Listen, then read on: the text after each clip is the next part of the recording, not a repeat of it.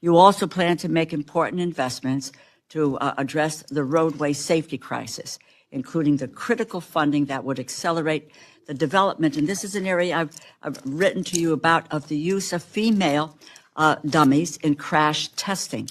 This will start to fight the gender inequity among vehicle safety and crash.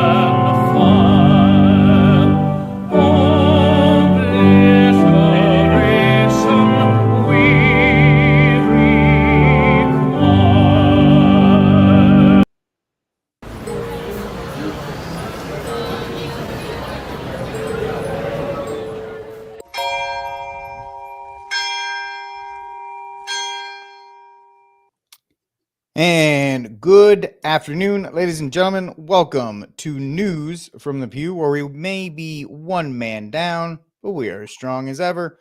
I am your most humble of hosts, Rick Barrett, founder of The Armed Catholic. Check me out at thearmedcatholic.com.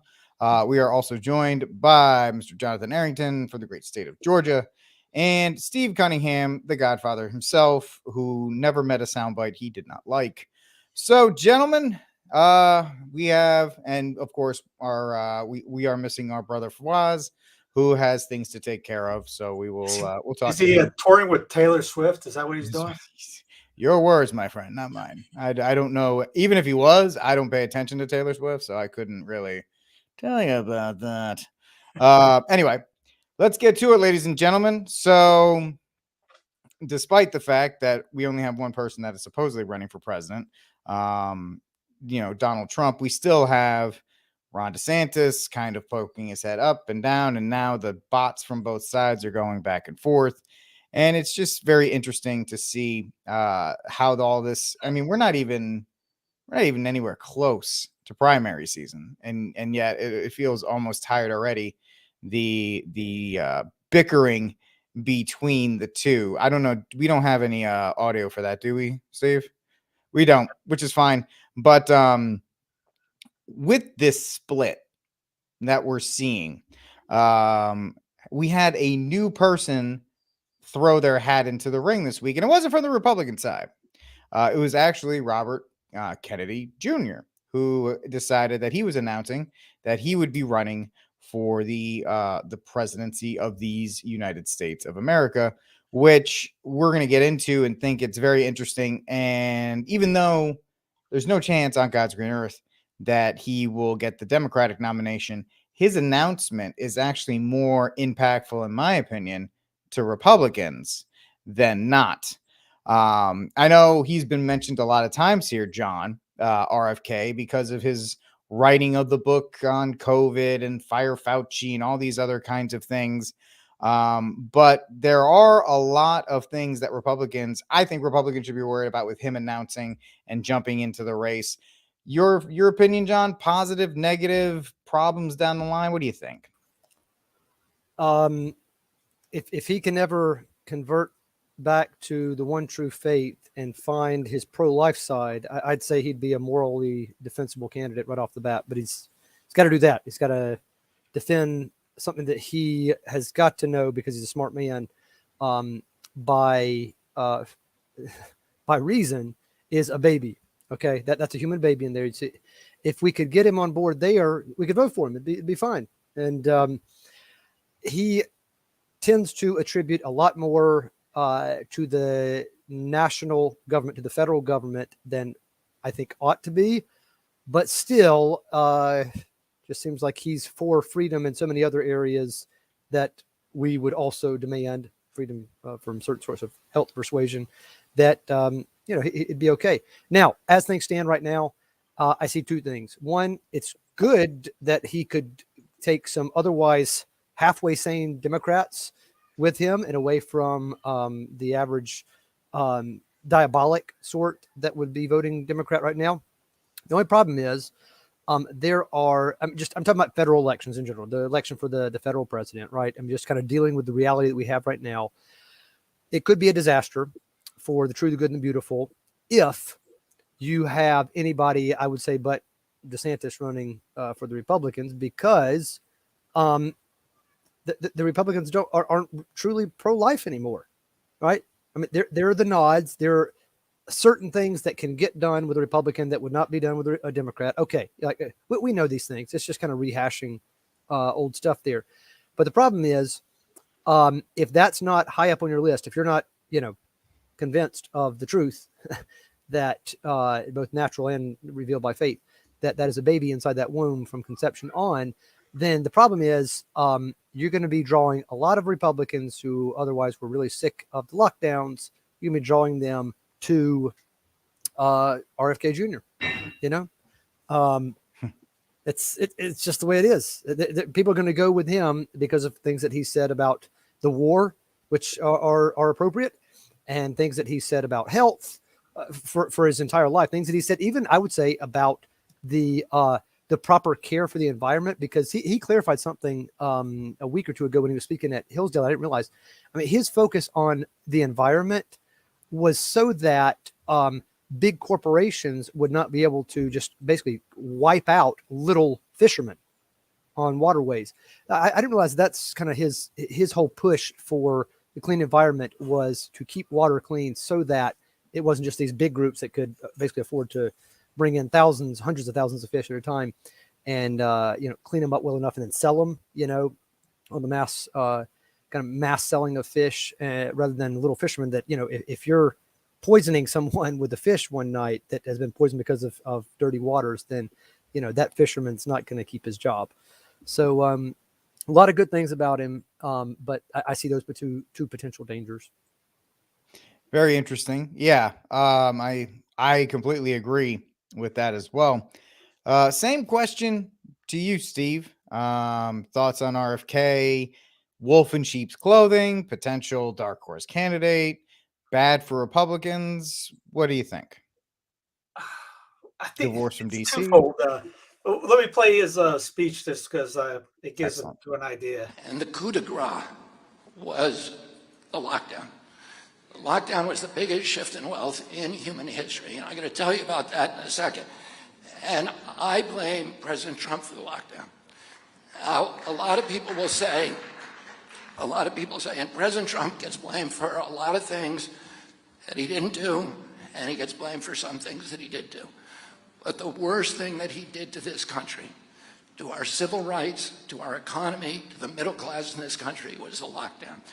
Now, President Trump, in fairness, let me just make this point, will tell people, well, the lockdown wasn't my idea.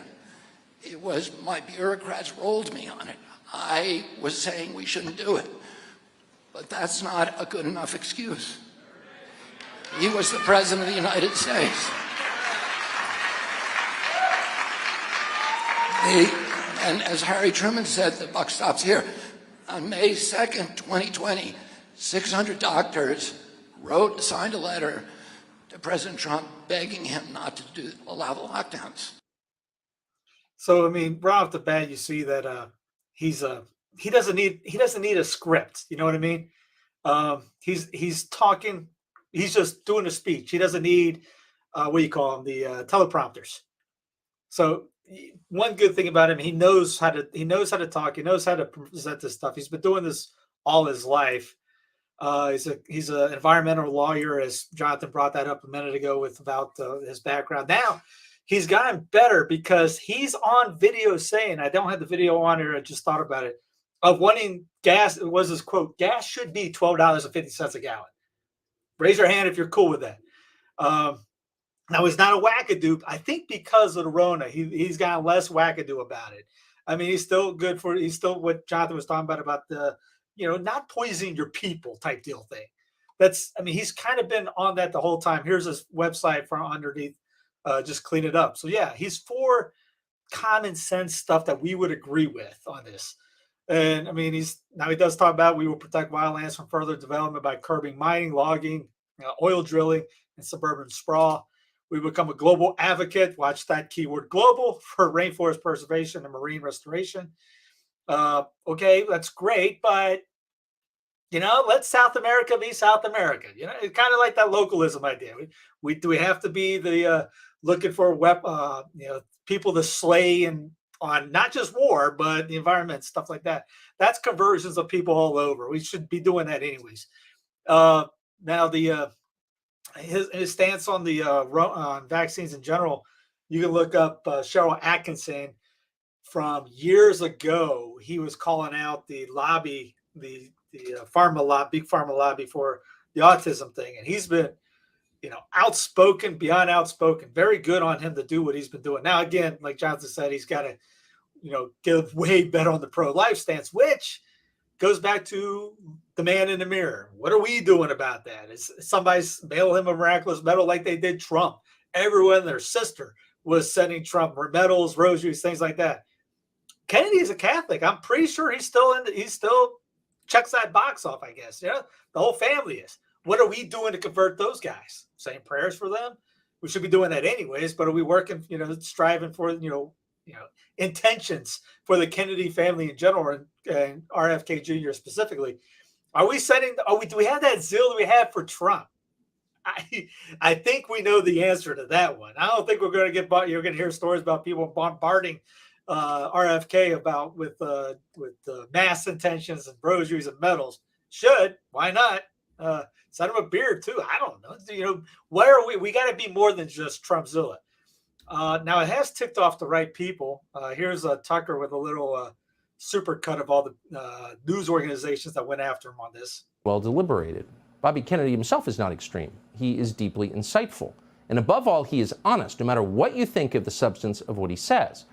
Here, for example, is his recent analysis of the Biden administration's foreign policy. Big picture. Quote, the collapse of U.S. influence over Saudi Arabia and the kingdom's new alliances with China and Iran are painful emblems of the abject failure of the neocon strategy of maintaining U.S. global hegemony with aggressive projections of military power. China has displaced the American empire by deftly projecting instead economic power. Over the past decade, our country has spent trillions bombing roads, ports, bridges, and airports. China has spent the equivalent building the same across the developing world. The Ukraine war is the final collapse of the neocon short-lived American century. End quote. Now, you may agree with that analysis, maybe you don't. Either way, if you're an honest person, you understand this is exactly the moment in our history when we need serious adult conversations about the world around us, a world that is changing to our detriment, and how we ought to respond to those changes. Bobby Kennedy would love to have those conversations. He's not running to get rich. He's running to make things better, but he's not allowed to have those conversations. He's been censored. Other media won't even talk to him. He criticized their advertisers. Here was the reaction on television today. The anti-vaccine activist, Robert F. Kennedy Jr., has filed paperwork to run for president as a Democrat in 2024. You see it on Fox News. You see it from Joe Rogan. You hear it from Robert F. Kennedy Jr. There are a lot of dangerous people out there who are not accepting the fact that these vaccines protect people from dying from COVID. I've written for years about Robert Kennedy and other liberals who are absurd in their anti-vaccine, anti-science activities. People like the Robert F. Kennedy Jr.'s, the people with big platforms that are using them to be anti-mask and anti-vax. Now, go back to his website, just a couple points real quick. It's not terrible stuff. I saw Anthony in the chat saying, yeah, he's not perfect, but he doesn't hate us.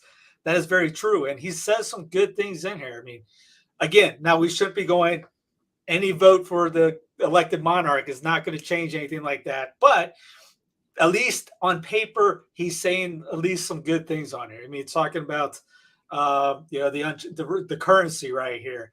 I thought the real good one, well, even when we talked about abortion, he brings up one where here it is.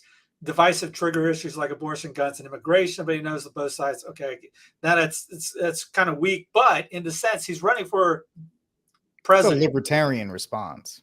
In a sense, yes, but he's also, that's not an enumerated power for the president. That's not on him. I mean, if your Congress shall not pass Second Amendment, that means DC cannot do a daggum thing about guns. No, done.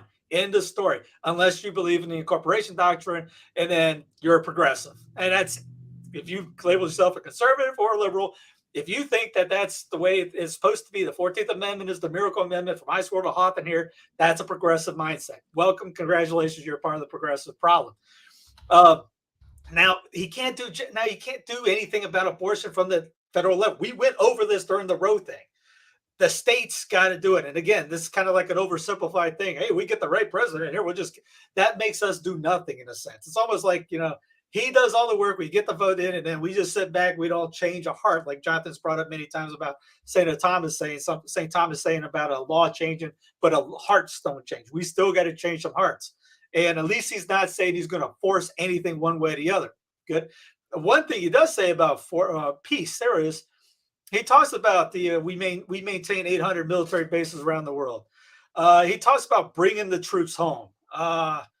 Where's this line at? Oh, he has the J.Q. Adams line. Americans do go not abroad in search of monsters to destroy. How about that one? That's a Ron Paul line right there, if there ever was one. And he got booed out of in Charleston, South Carolina. His dad wanted to get out of Vietnam. You know what happened to him? He got killed, and we got Vietnam. And how many people are dying still today from Agent Orange? My brother and our dad died 2007, finally, from Agent Orange. There's plenty of guys who go to the VA. They all got that. What was another one? They oversee see, he's talking about the Russia-Ukraine, and I know he's kind of not that great on that one on here, but the Unwielding Empire is a great one. We will bring our troops home. We will stop racking up unpayable debt to fight one war after another. The military returners role defending the homeland. All good things, and everybody on both sides should, even though both sides, it's a flawed idea, the failed idea of a two-party thing, but everyone should be agreeing with that on here too, right? We will end the proxy wars, bombing campaigns, covert operations, coups, paramilitaries, and everything else becomes so normal, most people don't know it's happening. Yes, and he goes, but it is happening. Concentrating on our strength. Fantastic paragraph right there. Like I said, does he have problems? Yes. Okay. What can we do? We can help him. Are there Catholics trying to get in with him to help him in his organization? Have we written letters to him? I've written letters to certain radio hosts before, and it converted them. Not me, but I gave them sacramentals, CDs with sermons on them, and lo and behold, they just because they're hearing the priest's voice and things, lit a fire in their hearts. Who knows? Maybe Kennedy could get that fire in him to change and convert like that and be amazing. Catholic president like he should be. Who knows? But we know if we don't do what we did for Trump, well, it'll never happen. Yeah. So you see where I'm going with that? A lot of guys, we did that for Trump. Why don't we do that for your governor, your local person, your local senator, your local House of Representatives, your school board member? Why don't we do that for everybody? Because they're not Trump, man. Come on with that nonsense. I understand what you're talking about, where Kennedy has no say and he shouldn't on abortion. And I completely get, again, that we need to do the same thing we did for him, that we did for Trump, as far as praying and all of these other things. I don't like the way he sounds. His voice sounds very weak. I don't really like, there's not a lot of power. He's got a sickness. I can't remember the name of the disease, but that's what's affected his voice. You know what? Let's just put him in office. Let's just get him in office as quickly as possible then. But he has zero chance of winning. My fear is he runs as an independent. If he doesn't and siphons votes away from either like a DeSantis or somebody else, and then you're getting, more Joey B or whoever they put at the top of that ticket. So that's my big issue. Joey Trump, no matter what. You could name somebody that everyone think they would vote for. Right? There's really nobody outside of DeSantis. Yeah, DeSantis isn't doing too hot right now in the nationalistic eyeballs. So I mean, just even everything he does that the three of us like, the nationalists, the TV guys aren't liking those things in the big scheme of things. The money makers are not going to do it, and it's going to be Trumpzilla versus Biden, no matter who. Yeah, would Kennedy be great? Kennedy would be he'd be the first Democratic guy I could vote for pretty much ever. Yes, is he a pro-abort? I don't know exactly how bad he is on it, but if he's not going to legislate from the chair, that probably that's not going to have any effect. Remember, Roe's gone. So unless Biden or Graham tries to bring it into the federal level again, that's not an issue at the centralized general level, right? It's at the state level. So we could have, the head CEO of Planned Parenthood go in. Roe is gone. Now, Yeah, but also you have things like the New Mexico City policy that are still in place that a Republican supposedly a Republican could repeal, and if he is not pro-life, he allows it to stay in place. So there is those outside things. Now, Steve, this is like it's not a minute issue because you've made great point in the fact that it is not a federal thing, right? He doesn't have the power to do so. But I think as Catholics, we definitely should we should hold them up to a higher standard. And I think what you're saying with the prayers and all this other kind of stuff, I think that's the best way to do it. John, I want to get you back in. Any response to anything Steve and I have said? No, I think y'all are right. I mean, the only thing I'd just force the issue on is that it's good that he's out there saying all of these good things. Okay. It's at least going to have the conversation going between us and other people who otherwise probably would not have said anything. So that in and of itself is a good thing. We can thank God for that. And then, I think just what you've both been saying, we got to pray hard. He's still not perfect as none of the candidates have been for the federal offices in a long, long time. But getting this conversation on, I think is a really good sign. And we'll just, hope for the best out of it. He is a Kennedy, and as a Kennedy, we should be voting for him. Actually, ironically enough, I watched the movie 13 Days, I think on Monday. Not a bad film, but Costner's accent as a Bostonian is so bad. It's so good. Anyway, let's move on to let's talk about the CBDC and some of the state efforts that we have to push back against it. As we all know, CBDC, the central digital bank currency, the big boogeyman that everybody is afraid of. Now we're starting to see states that are not really pushing back, but are starting to put other pieces in place in order to give options to people instead of having to go full bore into the CBDC. So I believe that is what the state of Arkansas, Steve. Back down in Arkansas, yes, Arkansas. Arkansas. Yeah, you want to get a person from Arkansas, Matt? Call him Arkansas. That'll just send him through the roof. But it looks like that the state of Arkansas has decided to offer both gold and I believe silver as options. So that way, when the big old CBDC comes down, they don't have to abide by that. And I think that is another, as Steve likes to talk about, local solutions, local solutions. And there it is. Arkansas law makes gold and silver legal tender in the state. I think this has to become a 50-state thing. Because one of the big problems when somebody like Steve or myself mentions the national divorce is what about currency? What about currency? Well, if everybody goes to gold and silver, that's a pretty well agreed upon currency. It's a universal currency since the beginning of time. So we know that has merit, and it's a very easy solution. The problem, and then I'll throw it to you, John. The problem is that when we talk about, establishing your own currency, everybody bends themselves into different pretzels, so to speak, because they're like, oh, well, what about this? We'll create this one, or we'll create a digital currency. Why don't you just follow what the good people of Arkansas did and just say, like, we'll go off gold and silver, John? Yeah. I mean, that's a really good point, Rick. And I'd say my biggest frustration whenever hearing any conversations about this or talking about it is that people can't seem to allow for several different ways of handling it. All right. Several different ways we could, I'm not saying get around it, because I mean, a lot of this is out of our hands, but several different ways of tackling the issue. So that's one frustration. All right. Is that I'm almost positive about this. About the only thing I'm positive of in this whole conversation about CBDCs is that there are surely several different ways of doing this, of trying to give ourselves other options. Okay. What's the best? There might be a best. There might be a set of betters and a set of worse. It might be the case. Let's make the argument. Let's not assume right off the bat that I'm going to be able to prove quickly and right now, before any of this stuff has actually hit the fan, that this is for sure it. I want to hear the debate, be, I don't know, be more sensible. Gold and silver, best bet. I don't know. Convince me.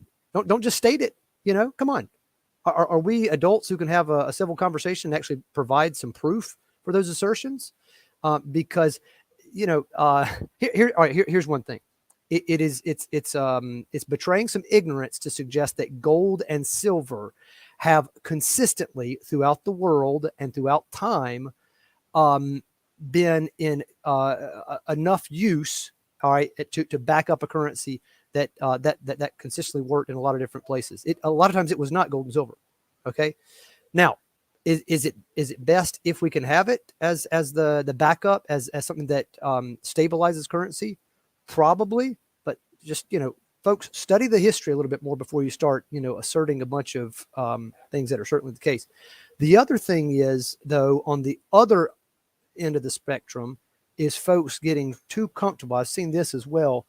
It'll be fine because look, it's already here and we're doing fine with that. I've got a buddy who is in a Nordic country who says it's basically what we have here and we're fine. It's not hurting us right now. Are you stupid? It's not hurting you right now. Okay. Was the coronavirus hurting you in late January of 2020? And Trump was talking about it. Remember that he mentioned it at the State of the Union, and they were like, oh, well, who knows what's even going to come of it. And 2 weeks later, what's going on? So come on. It's one of the oldest fallacies in the book to say, well, it's not hurting me right now, ergo I'm going to be fine. Think about it. Think about how much potential there is for disaster with this, and just plan accordingly. I'm not saying you have to turn your life upside down tonight, but just because it's not hurting you right now doesn't mean it's not going to be hurting you maybe in a few weeks. Steve, what do you think? Like exactly what he said too. I mean, now that website came from, with that link is from Peter Schiff, who's going to be out there trying to sell gold and silver. So there's you can't. I think Fox, every commercial break they have is a gold and silver commercial. So like you said, not everyone uses gold and silver. And really, you can't. When all this stuff goes down, the currency's gone, blah, blah, blah, and all this, and you can't buy anything because of CBDCs.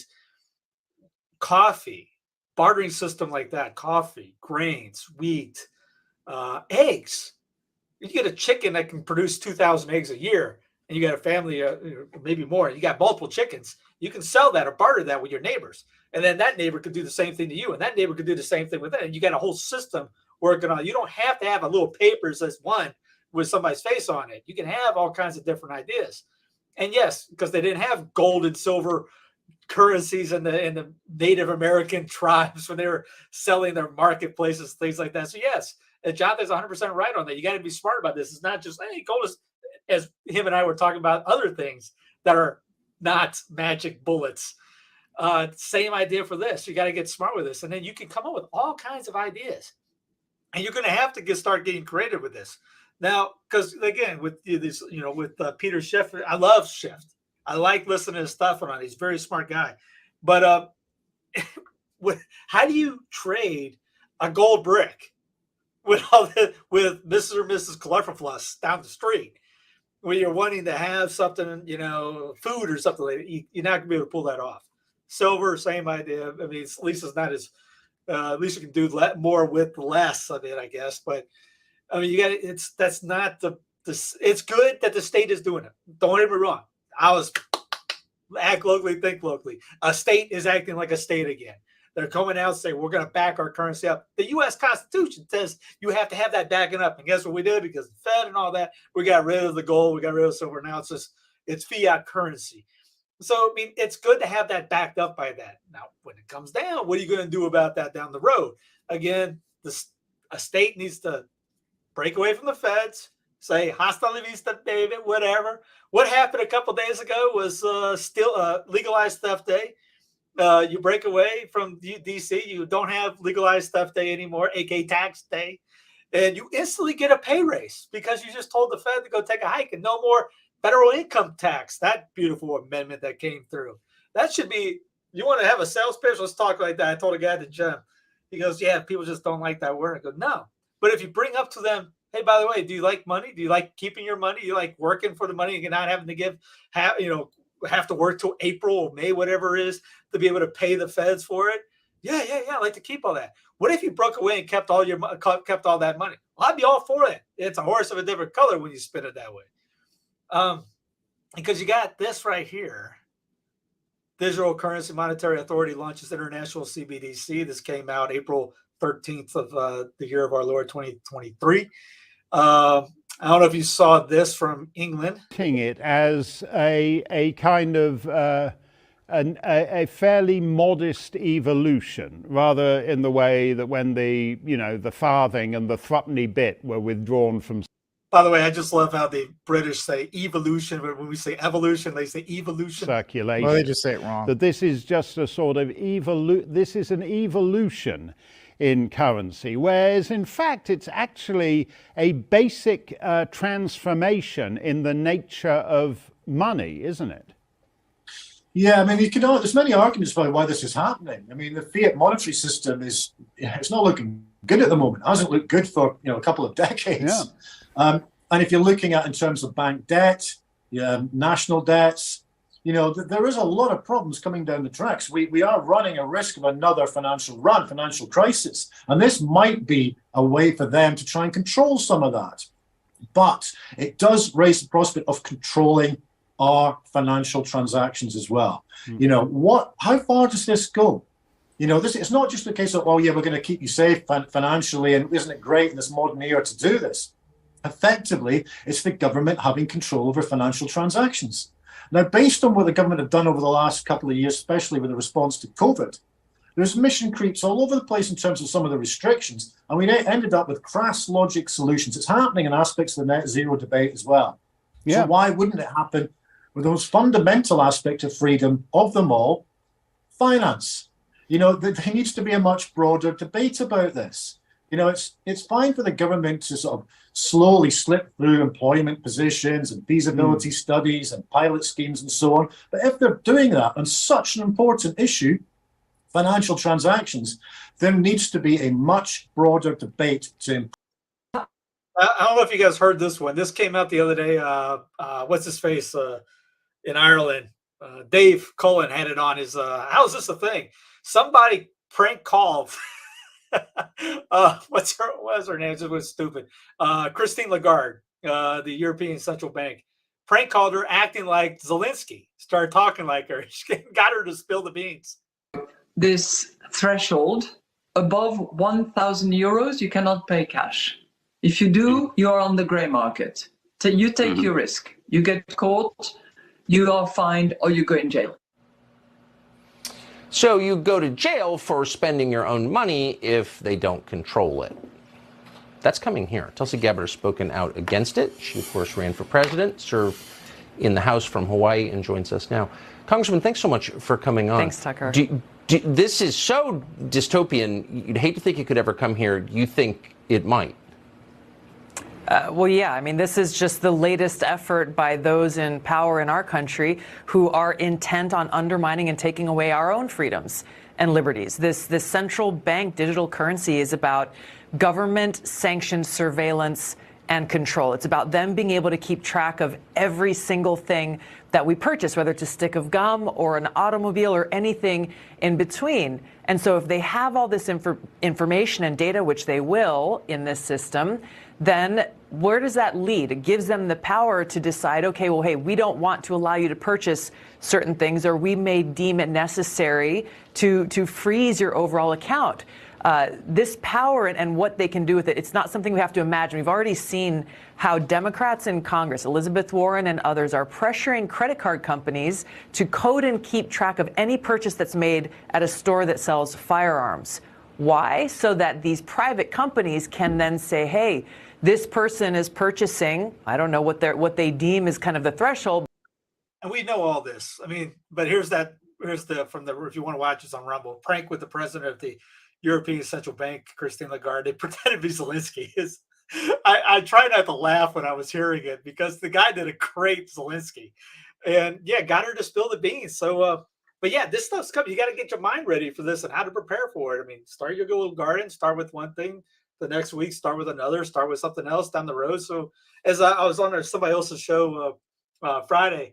And he was telling me, Steve, you're like acting like you're talking about stuff like the end times. Like, well, if this was the 1640s or 1780s, it'd be like Tuesday. It wouldn't be a big deal. I mean, like your power's not going to be working. They're growing their own food anyways. It's having the skills that our forefathers had before and being able to live off it. Shockingly, we were able to live without air conditioning. You may have to do that. Shockingly, people were able to travel without cars. You may have to do that one day. So it's got to get your mindset in, and don't lose your mindset if you can't tweet that day, which a lot of people are that's going to kill the millennials, not being able to tweet or Instagram their problems of the day. But yeah, it's more of a Zoomer issue at this point. I guess Generation Z. The ers. I'm not fluent in that language. Well, I mean, I think, but you did touch on a great point of the solutions are in the past. And I know people like, oh, you want to go?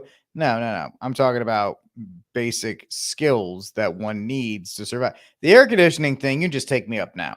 Just give me confession and take me up now. I ain't dealing with that. Everybody else, you're on your own. I'm out of here. But everything else around that, absolutely. Those are the things that gathering up firewood. My quail, I think my quail eggs are probably going to hatch this weekend. So then I got to, start the brooding process, and then I'll be able to actually I won't be able to have a lot of eggs, but I'll still be able to start producing my own food. So it's really all about what can you do in your circumstance and how can you best insulate yourself as much as possible from the outside world in that regard. So yeah, that's actually pretty impressive with all of that. And, the CBDC is a boogeyman, and John had a great point when all they have to do with these kinds of things is not have it be bad for a year. That's it. If it's okay, or if it's not a big deal for a year, people don't care. They get back into the swing of things, and then that's it. It's enshrined in it forever. And they want it enshrined as tracking, is all you guys were talking about, because you have your 3-letter agencies, CIA, ATF, FBI, all using different ways to track you, what you're spending, what you're buying, and all of these other things. And we find out a little bit more and more from former spies or former agents how really bad or how deep the deep state truly goes. And I know Judge Knapp had a former deep state operative on to kind of tell us what we already know about how bad the deep state really is. And this is in context. This is about that leak from the pentagram last week. We didn't cover it. It came on after I think we got done. Mm-hmm. So we'll start with the colonel first. Are that he's a pawn for somebody far senior to him in the government. This individual, Sarah, is very young. And let me clarify some of my comments last time because it seemed to generate some interest. Someone his age could probably end up with a security clearance, top secret. It's possible. Probably in this case, he did get one. Simply having a clearance doesn't grant you access to the actual information. It's kind of like having a driver's license. You don't have a car. You got to get a car. You got to go get a car. And that's where the analogy is directly related here. Someone gave him a car, Judge.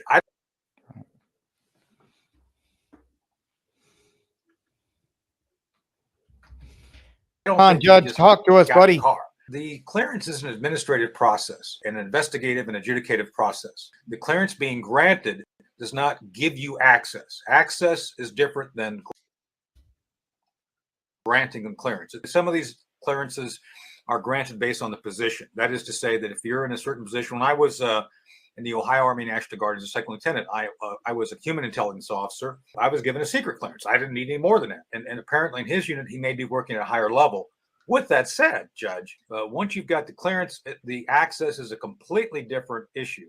And that's where we don't know. This is where the story gets really vague to the point of non-existence. Those slides he had were highly controlled. They came from a very high level. And some people have said, well, maybe he printed them. Judge, anytime you take something off a top secret system, somebody said that the JWICS may have been the source, and that's the Joint Worldwide Top Secret Intelligence Net. It's like an internet with top secret. Anytime you do anything on that, it's recorded. And if you can't do a thumb drive, you can't take a document and open it without someone noting it. These are highly controlled especially after the whole thing with Bradley Manning. Any top secret document or database is heavily regulated. Before I get into the next one, I saw a comment about the terrestrial mass has been infiltrated and the pastors are Asian. Stop that stupid stuff. I mean, come on. Some of y'all love you. Y'all fall for That's whatever. stupid. This particular fall for unit whatever, that Teixeira was a part of, the Air National Guard, is part of the 16th Air Force. Their job is information warfare, and they're specifically connected to the ISR, intelligence, surveillance, reconnaissance.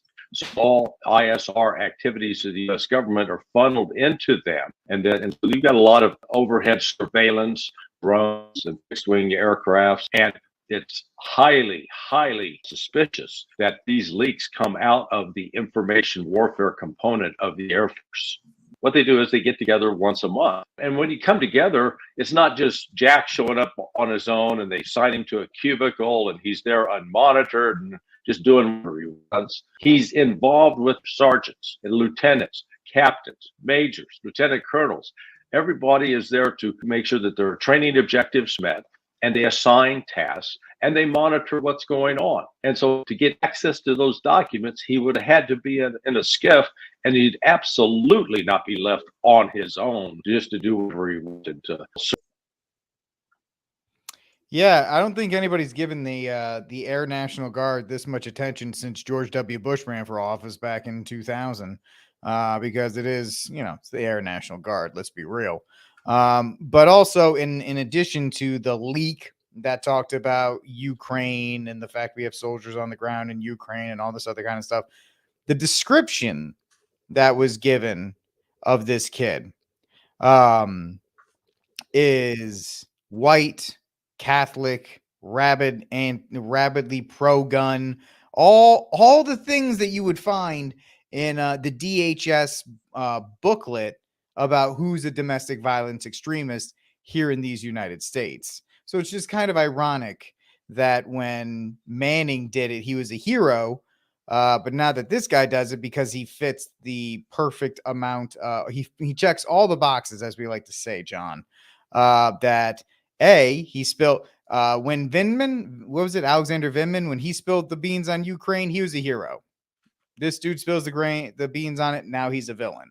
And the framing of it, John, I think is very important because they want to make sure they get all of the correct check marks on who really is the bad guy, who they think is the bad guy. Yeah.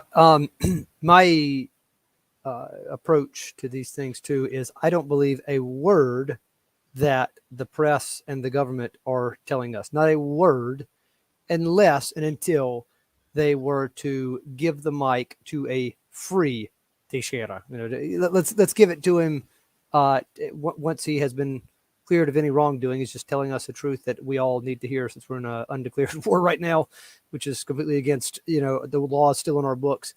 But I don't believe a word they're telling us. So I don't know how far the lie goes, but I'm pretty sure that over half of what we're told about this is just not the whole story, and I'm sure they've got bits and pieces of the truth in there, just enough to make it plausible.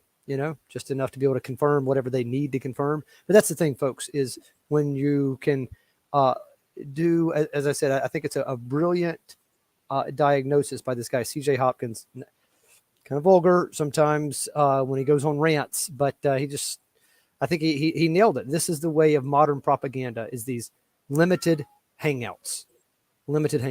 They let you know just enough of what they want you to know, and then they get to frame the narrative from there. All right, because they've told you just enough of the truth to be able to say, hey, look, see, we told some truths. Of course, they're not going to say some truths. They're going to say we told the truth.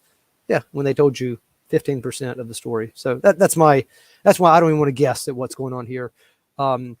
Clearly, look, anybody with half a brain too, no offense to those of you who weren't into this, but anybody with half a brain knew that they weren't telling us the truth about this from day one. I mean, come on.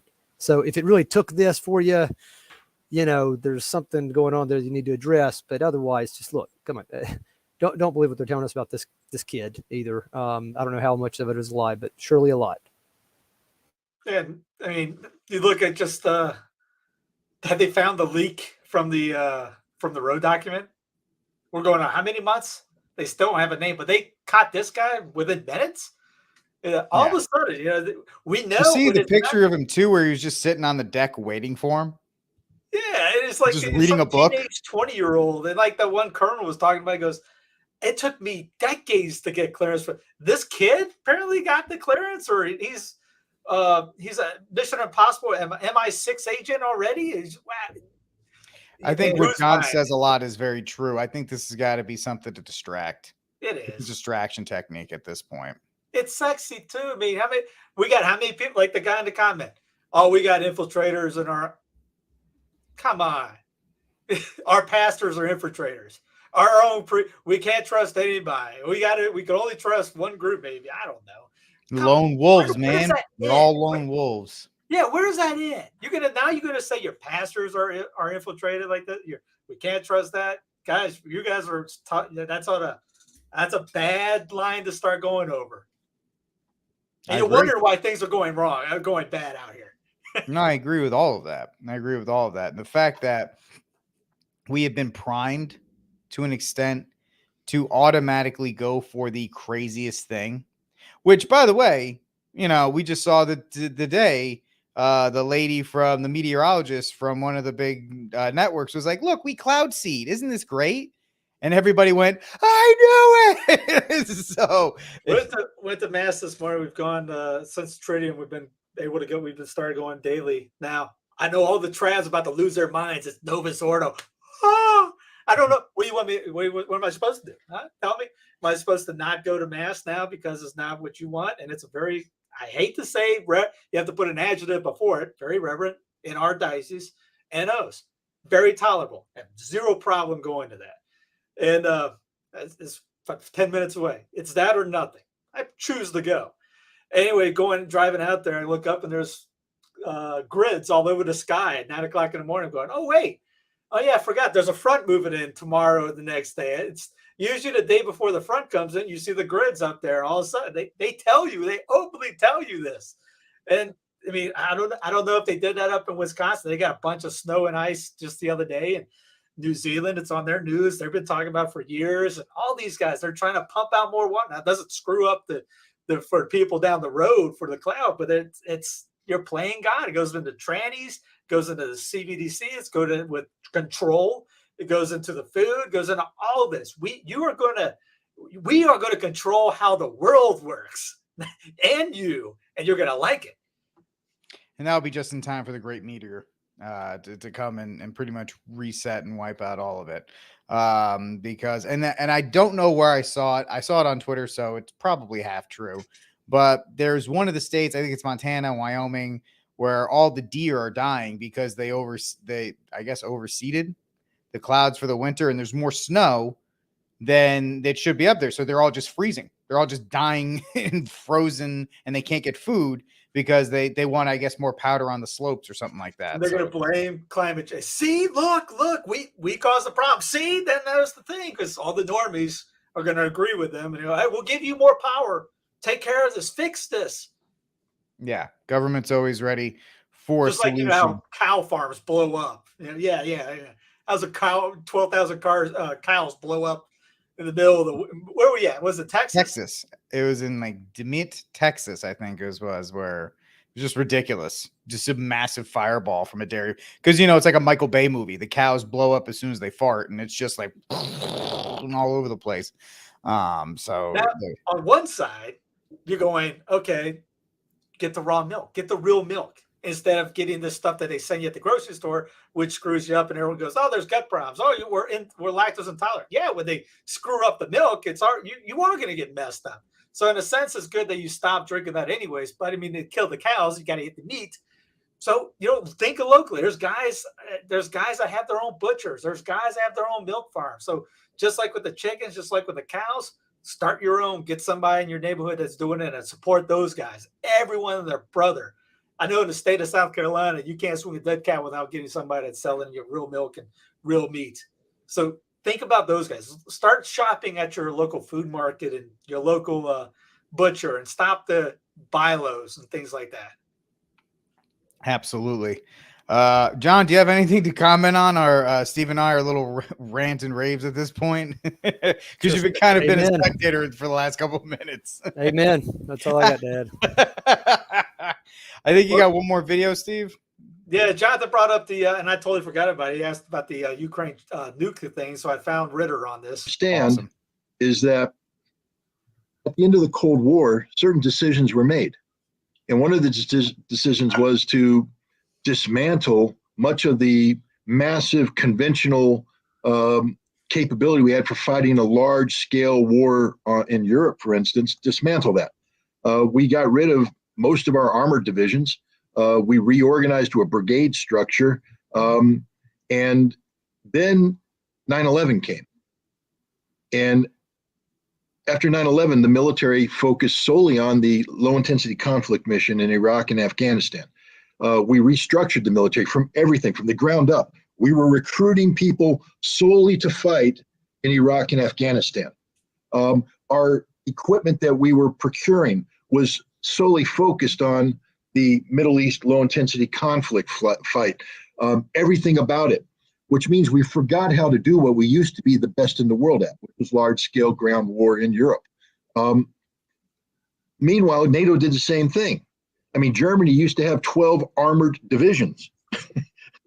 Now they have 12 brigades, 2 of which are armored, none of which can get out of the barracks because none of their equipment works, because they've allowed it to, they've got a big Air Force, 80% of their airplanes stay on ground because they can't be maintained to a sufficient level to fly up.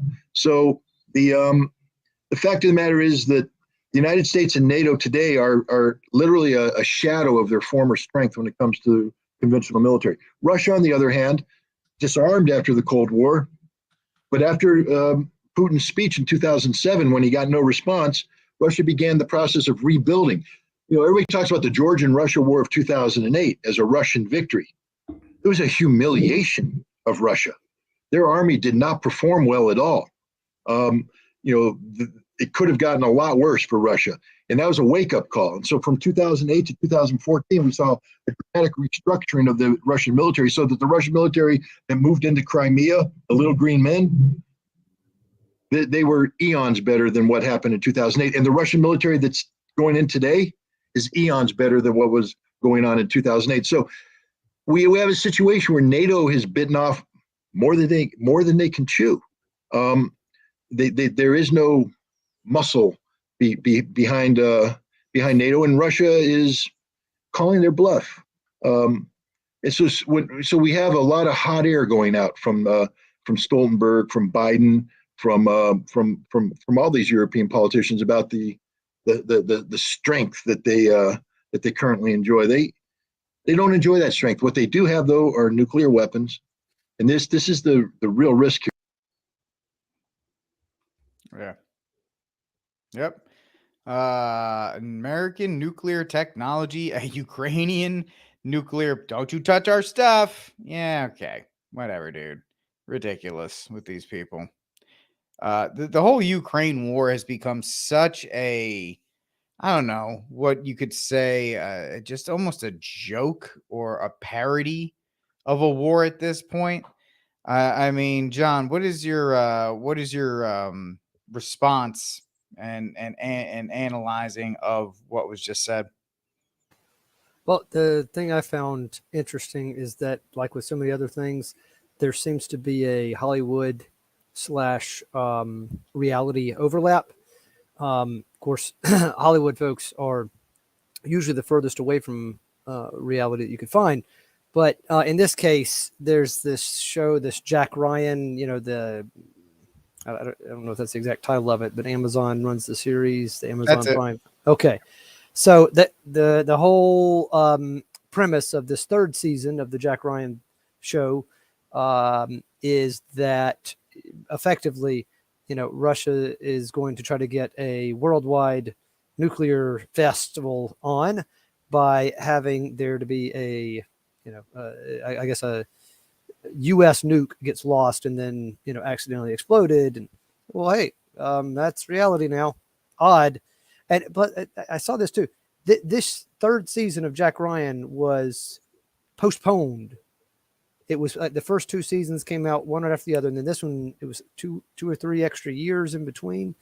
So weird how it would just be coming out within the last few months, right before all this actually hits the fan. I don't know. That's curious. One of these other, links between reality and Hollywood. I wonder. Maybe they're just that prophetic. Maybe due to their profound virtue, they're given the prophetic gifts. Don't do this, Steve. Don't do this, Steve. Come on, man. It's already rough enough with Ukraine. I mean, John Denver is rolling in his grave at this point, right? Come, just let him be.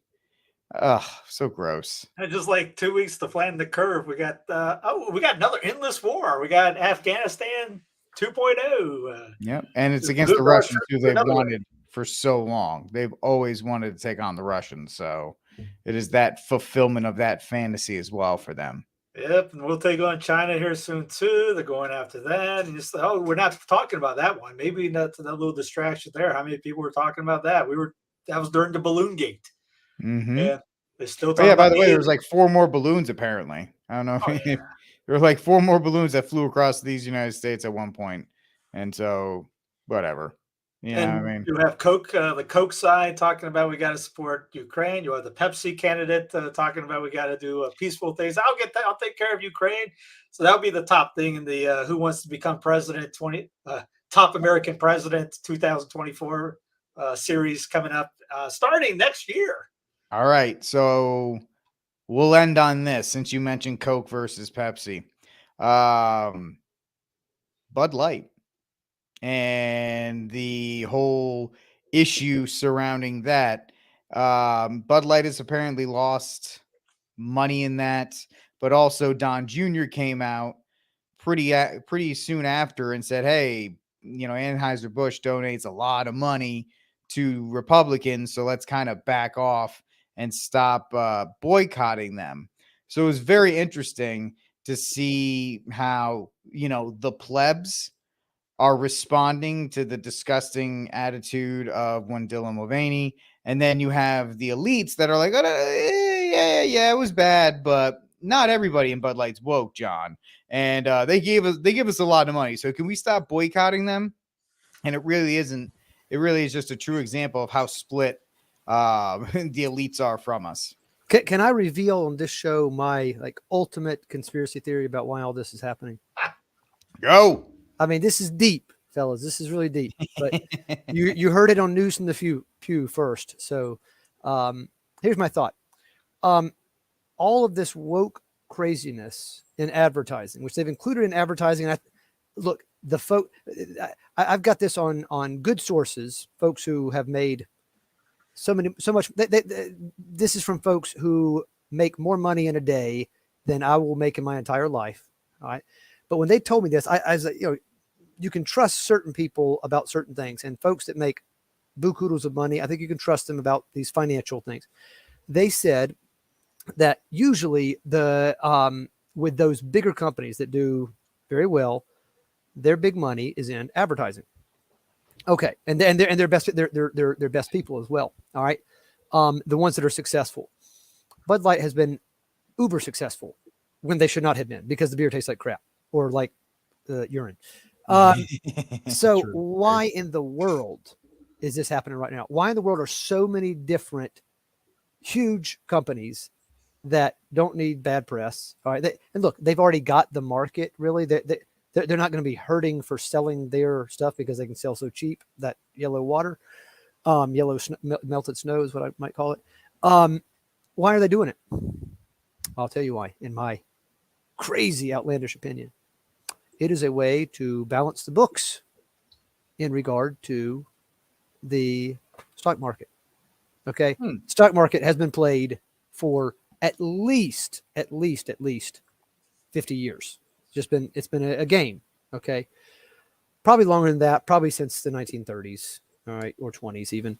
But at least like the booms that we've seen from the 80s on have been too focused on the stock market for that to match reality. Again, this is from brilliant money folks. I'm just copying what they say. So now the thing is, money, like with FTX, a lot of money needs to disappear to balance these books. Yep. And so I don't know. My crazy conspiracy thought is that this self-destruction, this suicide of big companies that have way more in their stocks than they deserve to have, is because these books need to be uncooked, if you will. They need to be thawed, and this is one way they are thawing them out. I don't know. So we'll see. But anyway, it tries to make some sense of the nuts. I think it's actually a very, very poignant thing to say because of quantitative easing and the amount of money that's been shoved into the market. They got to find ways that won't be via interest rates. That's the traditional way to bring back the money supply to restrict it. But if they do that, everything crashes. So they got to be more creative. I think FTX was a great example of that. I think that's another great example, John. I believe it 100%. But we all know Steve was devastated because he was numero on Bud Light's list. We all know he came home, he would be cracking open. Isn't Bud Light the official sponsor of North Carolina? No. Well, NASCAR banned all things like that long ago. Yeah, when he got rid of the Marlboro Cup, that was the worst. Yes. Here's the CEO. Is it the CEO? Is that her? Oh, no, she was the head of marketing. When I took over Bud Light. And it was, this brand is in decline. It's been in decline for a really long time. And if we do not attract young drinkers to come and drink this brand, there will be no future for Bud Light. So I had this super clear mandate. It's like we need to evolve and elevate this incredibly iconic brand. And what I brought to that was a belief in, okay, what does evolve and elevate mean? It means inclusivity. It means shifting the tone. It means having a campaign that's truly inclusive and feels lighter and brighter and different and appeals to women and to men. And representation is at sort of the heart of evolution. You've got to see people who reflect you in the work. And we had this hangover. I mean, Bud Light had been kind of a brand of fratty,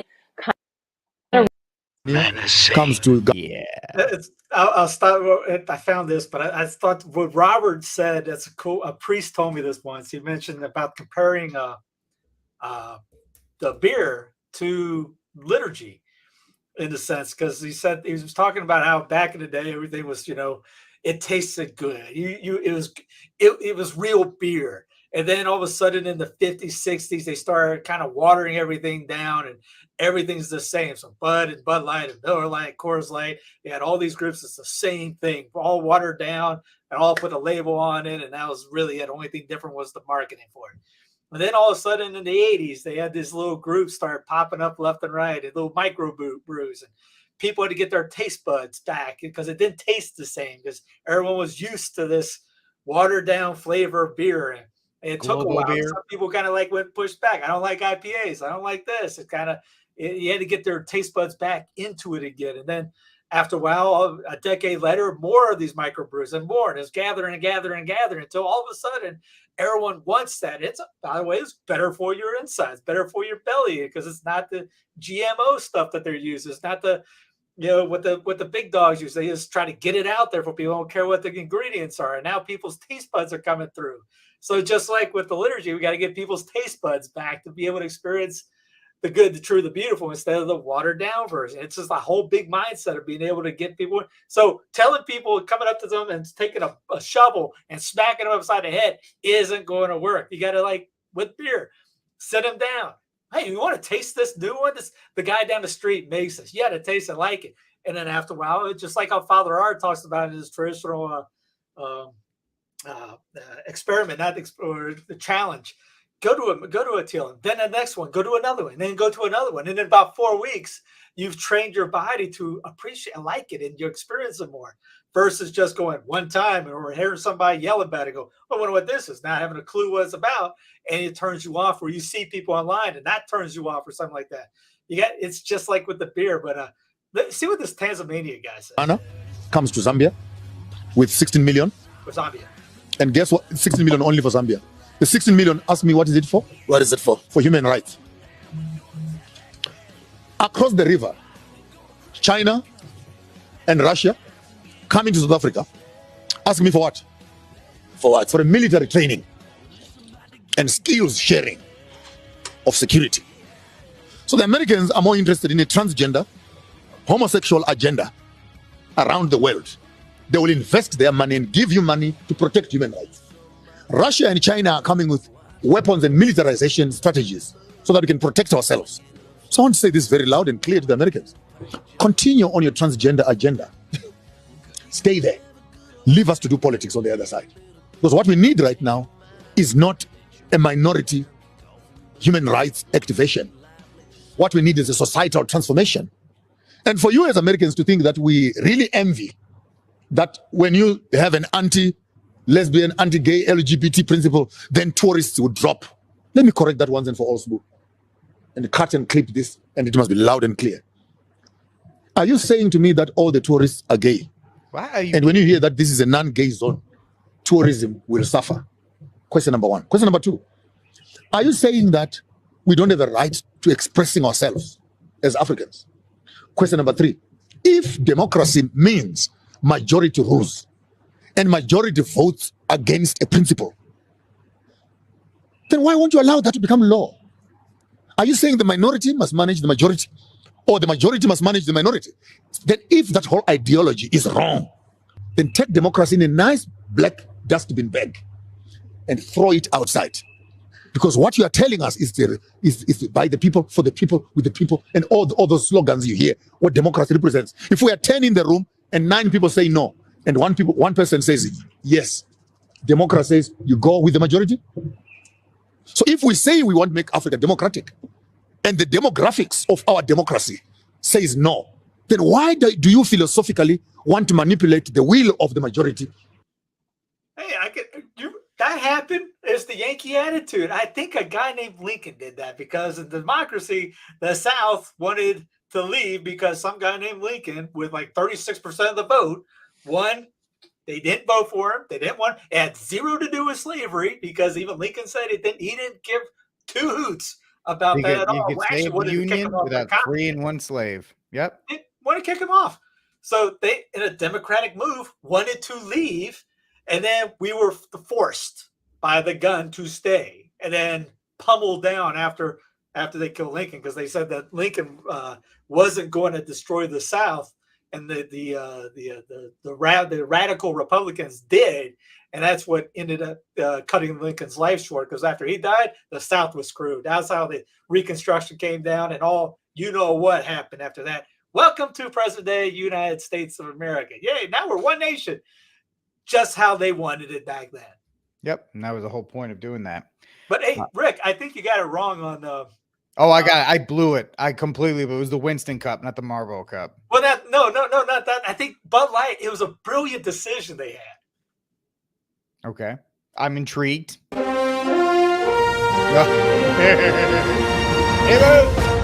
Has drinking responsibly gone too far? Bud Light has landed itself in hot, barely alcoholic water over their decision to include a controversial new sobriety test along every can of beer. Yes, we've put a man wearing makeup on each can. If at any point he begins to look even remotely attractive to you, it means you've had far too much. The sobriety test in question was developed after months of scientific research. Our study has conclusively shown that the less likely you are to vomit from the image here, the more likely you are to vomit from intoxication. The controversial new sobriety test has proven to be so effective that in many counties, law enforcement agencies have adopted similar methods for field testing. I'd give her a 6, maybe a 7. You're under arrest. However, the move seems to have backfired for Anheuser-Busch, with the sobriety test being so effective that sales have plummeted. Look, normally I ain't know to cut myself off till it's too late, but the moment this doozy don't make me feel sick, I know I gotta stop. Yeah, this has been hugely helpful to me. I'm probably drinking half as much as I used to. But not all are so happy. The Ugly Women's Lobby is reporting an unprecedented dry spell. Here to talk about it, we have the CEO of Anheuser-Busch and a representative from the Ugly Women's Lobby. You have to stop calling feminists that. I don't understand what the issue is. We put lung cancer victims on packs of cigarettes to warn people. Why shouldn't cans of beer also warn consumers about what they might end up sleeping with? This is not about social responsibility. This is about limiting the opportunities of ugly women who are disproportionately likely to be transgender. That is absolutely ridiculous. There are many ugly cisgender women as well. And you hate them too, don't you? How dare you? I'm married to an ugly woman. You like the bottom is his mother's gets drunk driving, and it's the fathers of 4 cruising. Well, it's a big discussion, but it's all we have time for. Next up after the break, the Fat Idiot Brigade says they will continue to protest our network until we stop calling them that. Golly, Seamus is doing such great work. That was a great one. He's so good. Love him. Love you, Seamus. Since it's just Steve and I think we'll get our cry room and everything taken care of. First of all, Saint of the Week from John is RFK for talking some truth. And of course, he dropped this and then left, but so I have to say it. Kennedy Hall is in his cry room for the week. Based on the fact that I've been getting into it with people named Hall, I am not putting him in the cry room. I am saying what John is doing. John is putting him in the cry room, not me. So that is John, Saint of the Week, and his cry room. Steve, what do you got? Saint of the Week, I will go with the North Carolina Democrat that went to GOP, switched over. What was her name? Tricia Cotham. She was in Mecklenburg County, which if you don't know Mecklenburg, that is the county where Charlotte is. And so she switched over and gave the GOP a veto-proof control of the legislation, which outside of pretty much everyone that's speaking here, I'm in North Carolina, and Cooper is the governor who back in the election time, what happened was Cooper had all kinds of outside influence, just like everyone else. But Soros and his kids were sending money left and right, the max out segment, and it would Cooper blue, everybody else red. And I literally think you could. You ever heard that joke by Jerry Seinfeld where he talks about the involuntary luge? No. He goes and goes, how's that an Olympic sport? You could just pull anybody out of the stands to win a gold medal. Let's just grab some guy, just random, throw him on, gold medal. Didn't even want to do it. So you could have done that with the governorship of North Carolina, and he should have won, the involuntary governor. But it was so, just shows you everything's corrupt and all that. And the candidate wasn't exactly that great. He did some stupid things during the campaign. That Cooper won. And never would have thought it was going to be a Cooper Biden year. And anyways, so he has made the most vetoes of all North Carolina candidates or presidents, governors. He's the president of the country of North Carolina in the history of the state. So with this, everyone was losing their marbles on that. The pro-aborts were just insanely upset. And the last 2 days, what has happened? North Carolina bill filed to restrict public drag performances. And veto-proof North Carolina GOP advances transgender sport ban. In 2 days, they were able to pull that. They did that.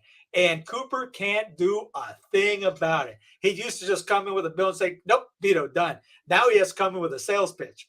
And ain't no way he's done. He's literally done until the next governor, which will probably be Richardson. If you don't know who that is, he's the big looks like a black pastor. He's fantastic. Still a nationalist because everyone mostly is, but he's great. Hopefully he will win, and we need to convert him too, by the way. Hopefully he will win the gubernatorial race come the next election. But in 2 days, she came over last week, and this week get these two votes coming in. And again, the pro-aborts are losing it. They know what's coming down the pipe on this. The trans supporters are upset because there's nothing. I mean, common sense, and they're putting it in there. Made possible by Tricia Cotham's switch from Democrat to Republican. The gain essentially eliminates the need for Republicans to pull in a Democrat to override any veto from Governor Cooper, giving them a clear path to further similar LGBTQRS whatever restrictions passed by other states that haven't previously gained traction in North Kakalaki. Fantastic. So that's my what's the crime room? Shoot. I have to think about that one for a minute. I'll go with the. I have it up here. I'll go with Southwest Airlines. I guess they were. They had some technical difficulties again, briefly grounds flights across the Union, which eventually better get used to it. I know, Rick, you were talking about that. You can't. I'm taking Southwest in 2 weeks. Joshua Charles, he couldn't fly the last couple of days because he got grounded as well. And I have the PDF where it says, "Oh yeah, you're not going to fly anymore. You want to fly? That social credit score better be up there for you to get on an airplane or drive a car down the road." So, yeah, indeed. So my saint of the week will be Fawaz. If you were with any of the drama earlier this week, blessed are the peacemakers, and Fawaz gets a huge shout out for that. I'm going to put myself in the cry room for falling for Twitter drama. That's pretty much on me. I got caught up in the algorithm, and that was my fault. Before I go, 2 pieces of house cleaning. Just because I feel like being nice. Guys, tune in to Avoiding Babylon tonight. They got Father Isaac on there, 8 p.m. Eastern time. Check out that. That should be a lot of fun. They have a lot of things they're going to do, but definitely check them out. It'll be a good time. And also, if you are interested, please go to the martyrswalk.com. We are doing our first Catholic boot camp in August, and you can sign up for more information. That's the reason I'm flying out.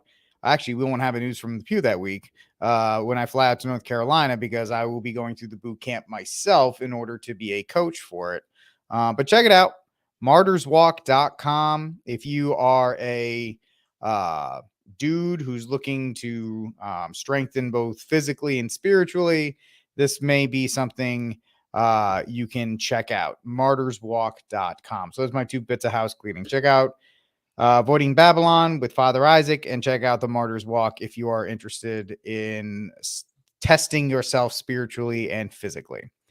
All right, ladies and gentlemen, that's it for this episode of the News from the Pew. Please like, subscribe, and share the News from the Pew.